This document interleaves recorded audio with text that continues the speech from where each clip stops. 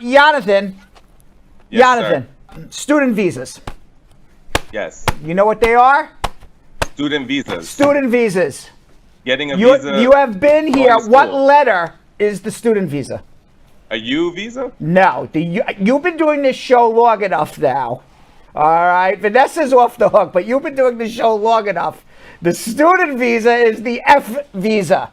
Oh, dang. Yes, it's the F visa. Should have known that one. That's right. And it is the F visa, and that is what Trump is telling all the foreign students, go F yourself. Because he's telling them right now that if your school is not having in-classroom lectures and in-classroom teaching, if they're going remote, that means you got to leave the country. And every school has until Wednesday to let the Department of Homeland Security know whether or not they're going to be going online or they're going to be having children or students or college kids attend classes. Now, Harvard and MIT have sued Donald Trump and the Department of Homeland Security in a court of law in Boston. A federal judge preliminarily said today that it appears that Harvard and MIT have a pretty darn good case against Donald Trump.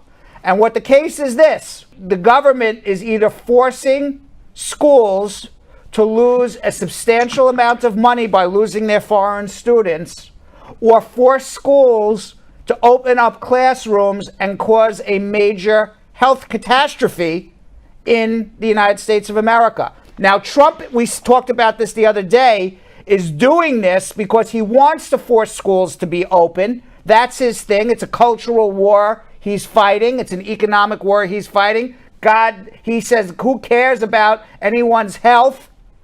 The health of anybody in America doesn't matter to Donald Trump. It's keep schools open. If people get sick, so what? We need a good economy for him to get elected again. That's all he's saying. So right now, Harvard and MIT look like, as of Tuesday, the judge is going to make a final ruling, but looks like right now, as of Tuesday, Harvard and MIT is going to prevail in this court in Boston, Massachusetts.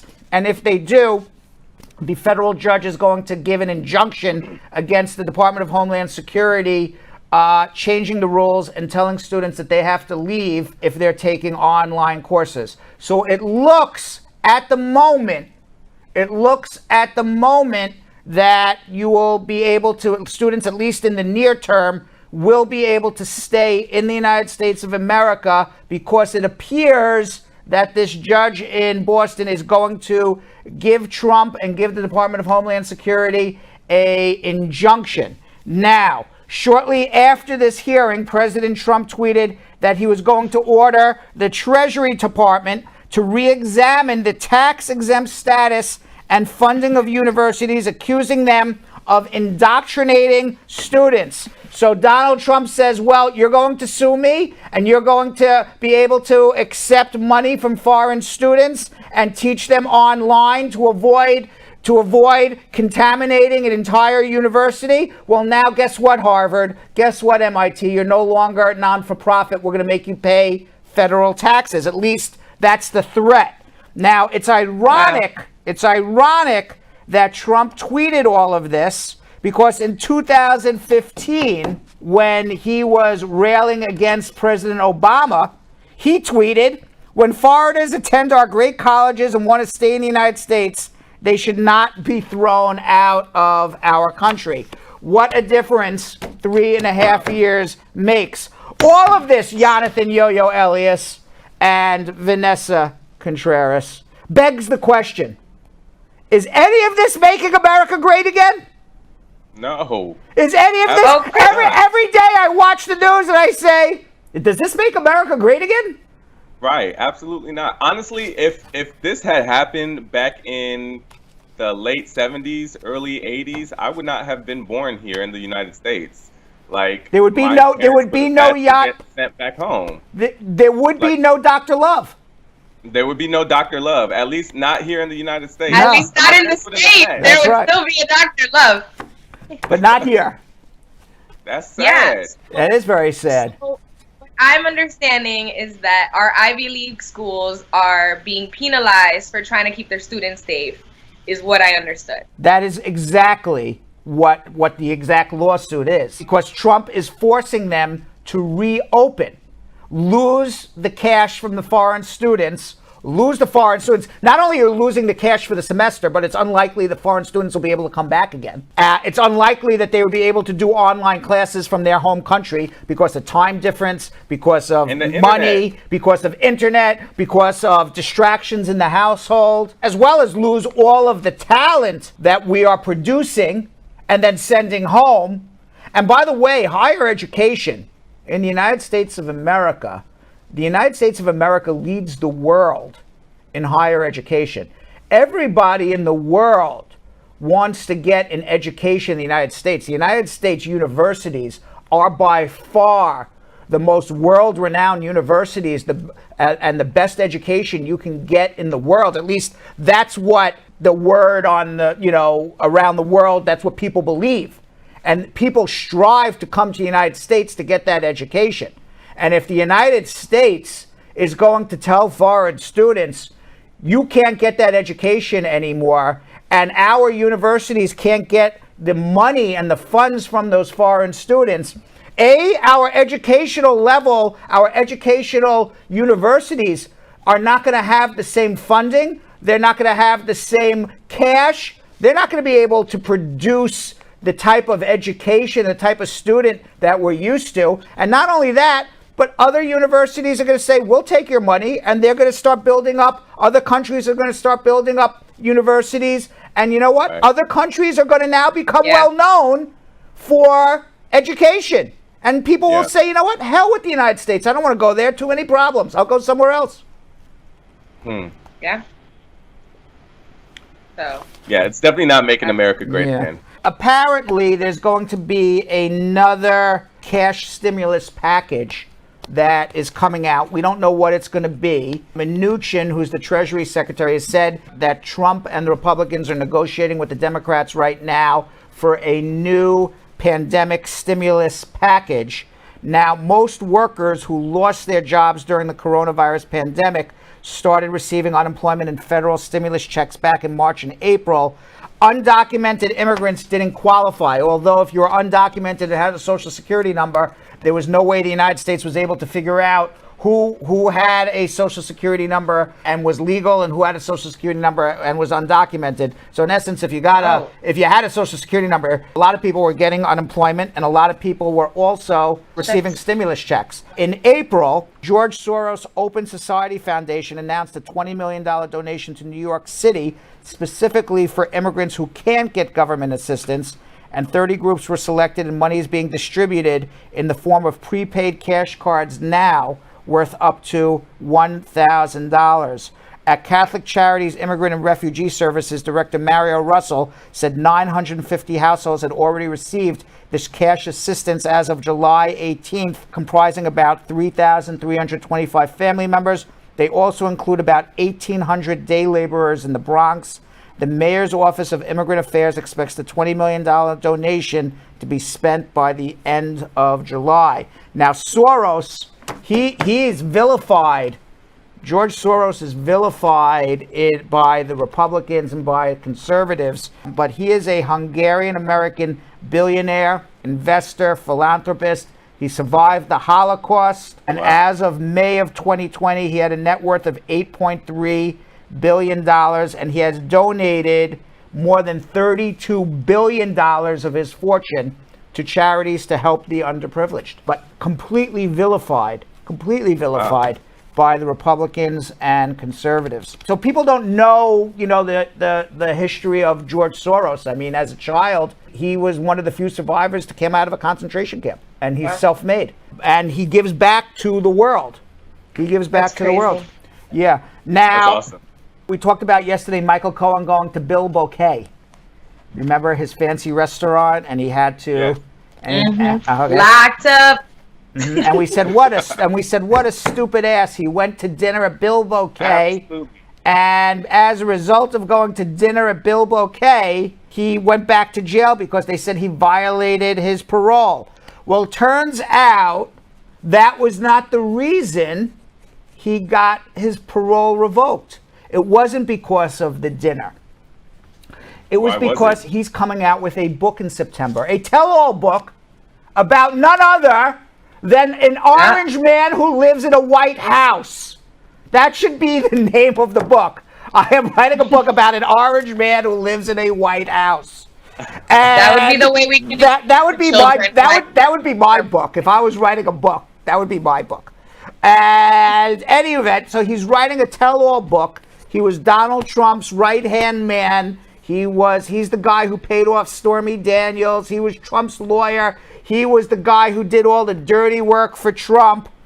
And the parole board brought him back into court, or brought him back into jail, actually, and said, we are not going to release you until you sign this piece of paper saying you will not release a book and you will not talk to the press until your sentence is completed.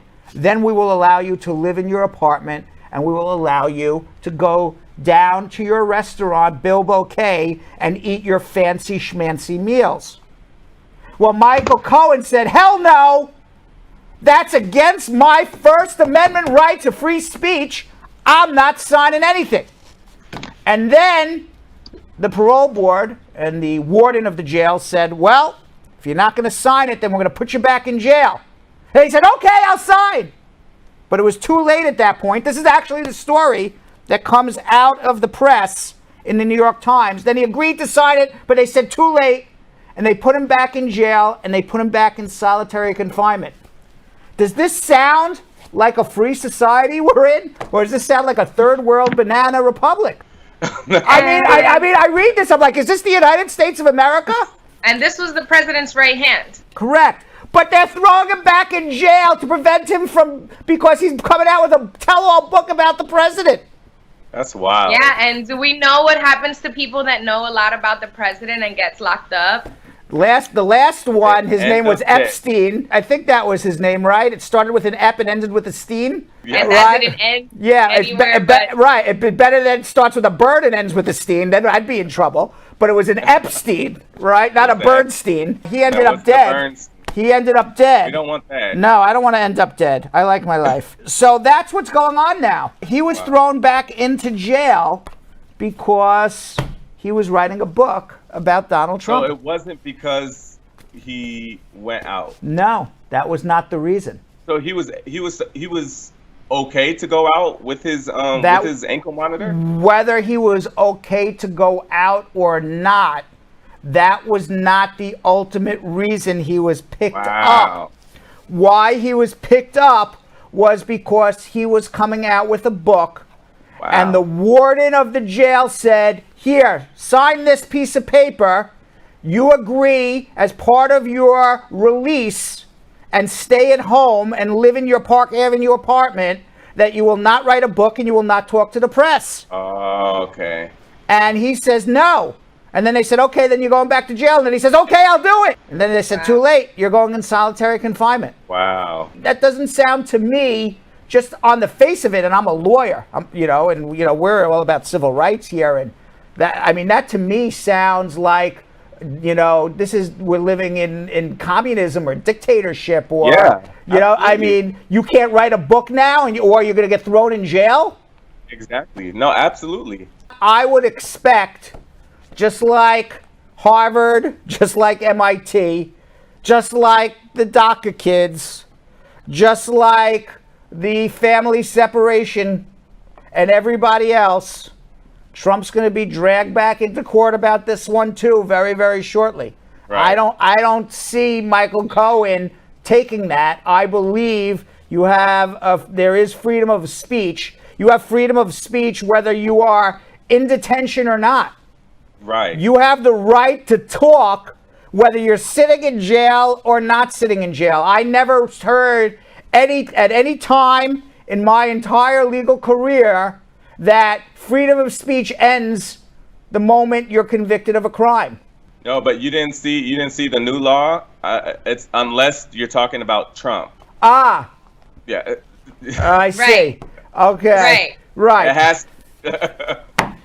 Very important fact. But Right. but I am coming out with my book anyway, The Orange Man in a White House. I'm surprised he didn't try and get his niece locked up. Well, yeah, exactly. Well, the difference is that the niece hasn't committed a crime. They're able to put pressure on Michael Cohen because in the United States, the President of the United States enforces laws. So President of the United States is in charge of the jail system, ultimately. Right. You know, so the President of the United States decides whether or not who ultimately gets put in jail and not in jail. The Tik-Tok, you know the issue with Tik-Tok, right? They're saying that the China, it's a company out of China, and they have software within the Tik-Tok software that if you download it on your phone, the Chinese government is able to take your information, your private data, and use it to their advantage. And there's a lot of people in the military who are barred from downloading TikTok. There's a lot of people in government who cannot download a TikTok. Amazon sent an email out earlier today to tell their employees they cannot download TikTok. Concerned that the Chinese government, the communist government in China, will be able to steal some data that is important to Amazon, just like the U.S. government doesn't allow it. Now, Donald Trump, I know, Yo-Yo, you love TikTok, okay? Okay. I'm a TikTok fanatic. You are a TikTok fanatic, right? I'm not a fanatic. Now, Donald Trump has threatened to bar TikTok from the United States of America. Just, you can't even download it TikTok anymore. So when there was his rally in Tulsa, and they said it was the people on TikTok who bought 1 million fake tickets to go, it was in essence kids on TikTok, people who are into TikTok and their followers, who were basically fighting back against Trump and fighting back against Trump saying no TikTok in the United States of America. Now, President Trump, he said on Tuesday, he said he was considering prohibiting TikTok.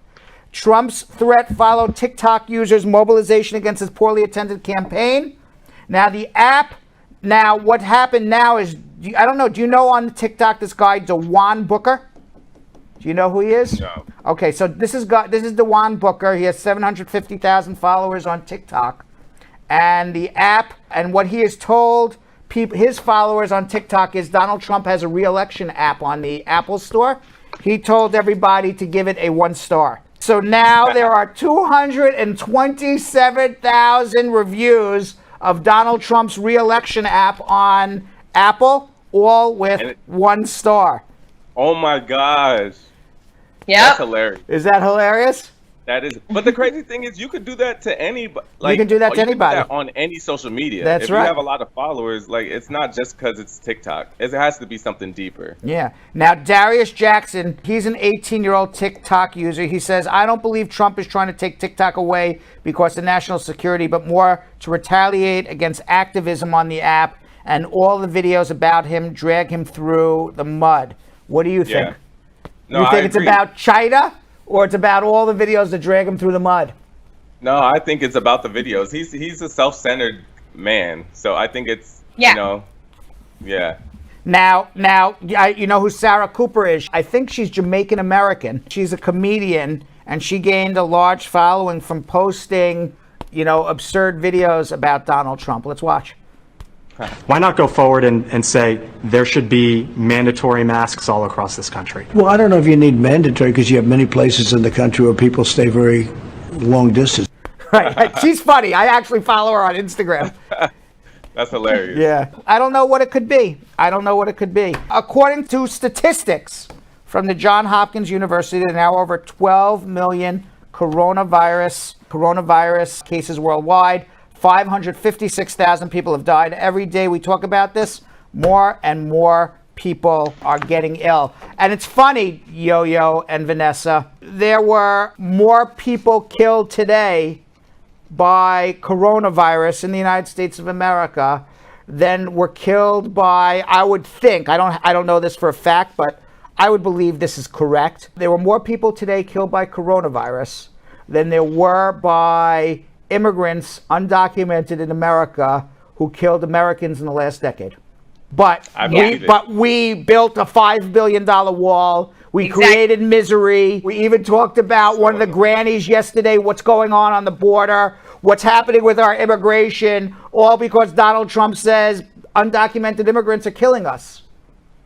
But, what is his but thing we have a virus that killed more people today or yesterday than any undocumented immigrant killed in a decade.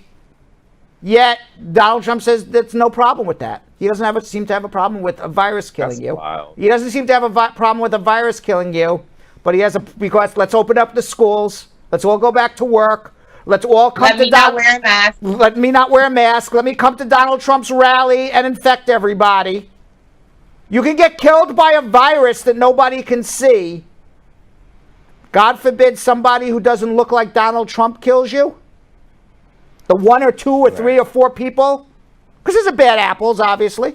But by the way, there's a lot more. There's a lot more statistically. I know this for a fact. There's a lot more violence by Americans against undocumented immigrants than there is violence by undocumented immigrants against Americans. That is for sure. Would you look at how that took a flop? Yes. Yeah, that's so true. You know, but we choose to focus on what he chooses to focus on. Right.